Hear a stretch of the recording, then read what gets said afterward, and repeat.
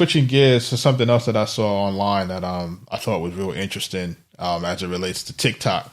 You know, TikTok right now is like, whew, it's the monster now. It's a gangster gangster platform for music right now, and not just music, for everything. You know, once I started to spend a lot more time on it, I started realizing, wait, this is just not a music, dance, twerk machine type kind of platform. This platform really has some utility.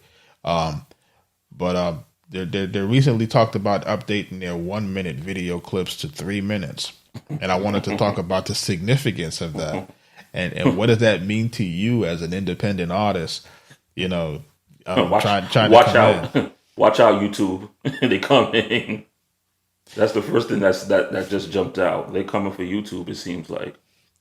And they listen, they comment for it, and I think what happens with them is that it's for those of you who have not been on TikTok is kind of like YouTube, but you know, instead of the horizontal space, they do the vertical space videos, and the 1 minute clips typically they have a music bed, but you know, people can insert their songs there.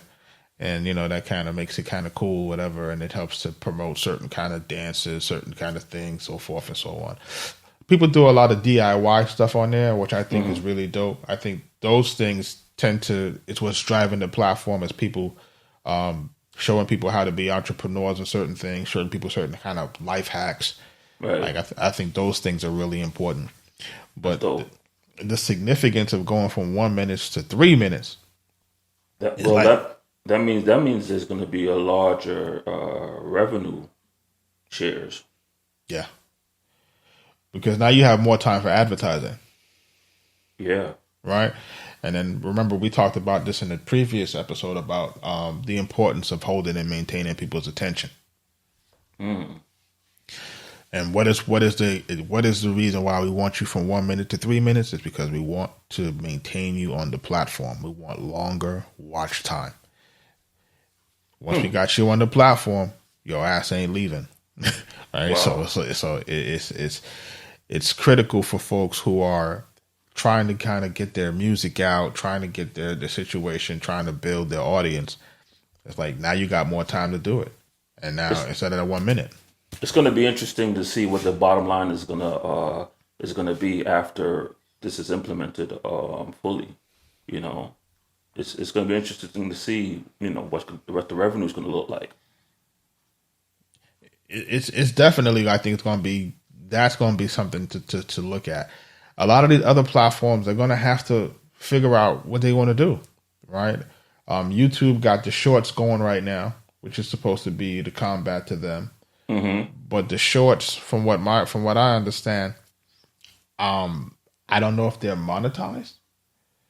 I think that's going to be. I think that's where the part of the problem is. Where, you know, if you got a larger influencer whose content is monetized, they're not going to want to. They're not going to want to use a part of the platform that isn't monetized. Right, but you know what's interesting also is that Facebook is going to penalize, like if you're using TikTok videos on. Pretty much on the Instagram, like they're gonna penalize you for it. You know, you can't cross. And I'm like, well, what do you mean penalized? Are they gonna suppress it? Of course. I'm thinking that's the only thing they can do. You know, but that's wild. You gotta really, really, really admire, and I always say this to my brother. I would say the gangsterization of certain. I was thinking the same thing. Of certain platforms, like, because think about it. How dare you? Yeah. How dare you use their platform, their stuff, on my platform? That's the issue. That's what it is. That's the issue. The issue is that they don't want you to use you don't want you to use their video, their content on your platform. You know. I dare you to take a YouTube video and post that link in your feed for Facebook.